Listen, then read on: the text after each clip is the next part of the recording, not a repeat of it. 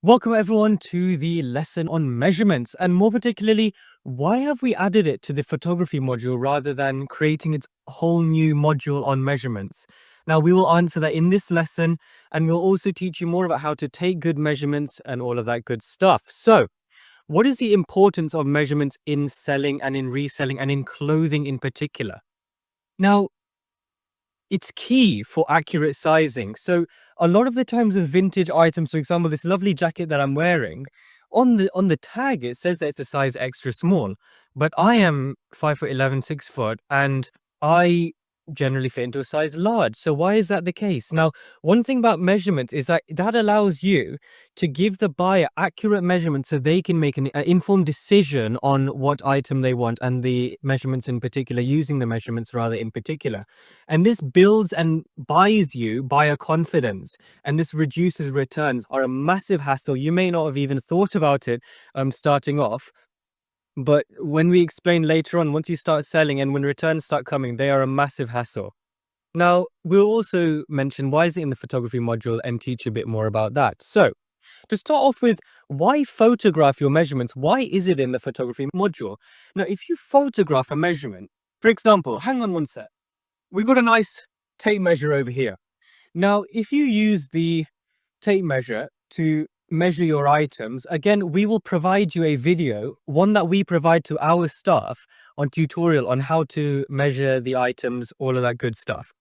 If you take a picture that this is, okay, a pit to pit of 22 inches, that builds a bit of trust in the buyer because they're like, okay, they measured it correctly. Again, guys, we will add the video to teach you exactly why we are adding the measurements in the photography module, and also some examples of measurements in photography and what we actually use and what a lot of our students use as well. So it adds credibility, adds transparency, and it simplifies the listing by visualizing the dimensions. What we mean by that is if the buyer can see the tape measure, measuring the item, all of that good stuff, they will likely to trust it and they can visualize it. A lot of the time, one thing that you'll realize is a lot of buyers don't actually read the description.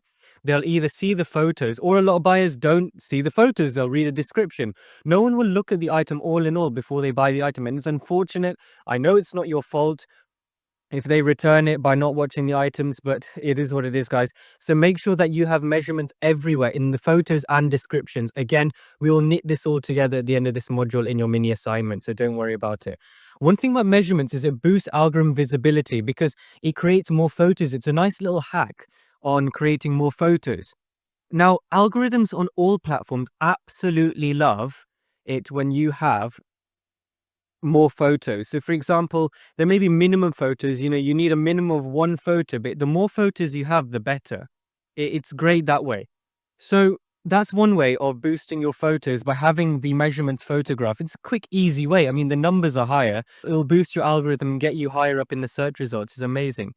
Now, makes it a lot easier for listing. We've got a video on measurements, again, like I keep on mentioning, that will teach you how to take easy, cheap, and good quality photos for measurements. And this will translate over into the listing and product description writing process, which we will teach you in the next upcoming lessons. So, tips of photographing measurements. Make sure that the images are clear. Make sure that you can see the part of the item that you're photographing. Make sure that you can see exactly the tape measure in there and it's all clear, not blurred, things like that. Make sure that you're using uniform presentation. So make sure that it's clear. Make sure that you're taking the picture from the right distance above. Are you close? Are you up? It doesn't really matter as long as you stay consistent.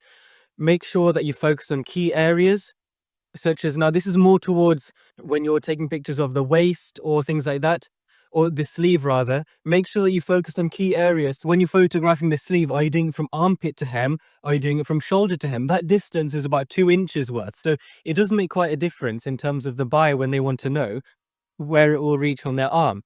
So make sure that you focus on the key areas so the buyer knows exactly where you're taking the picture from. Is it from the shoulder or is it from the armpit? If you're too up close, they won't know. So make sure that it's clear.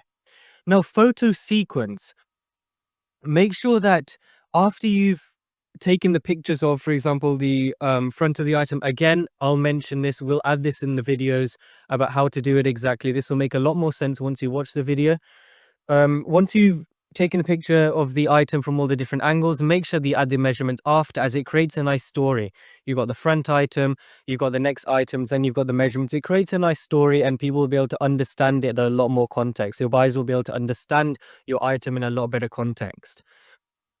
Again, enhance detail. So make sure that you have other relevant shots in there as well. So for example, if there is different sizes, for example. So I know with Montbell, with the jackets, for example, they have different sizes on there, European, Japanese, UK, US size. Make sure that you have all of those sizes in there as your relevant shots. So in the next lesson, we'll teach you how to create nice backgrounds. Now, hopefully you understand a little bit more about measurements. Again, we recommend that you watch our training videos that we use for our staff as well, just so you can get a bit more of an understanding. That last video that you've just watched will make a lot more sense after you watch those videos. So make sure you watch those, and then we'll see you in the backgrounds lesson.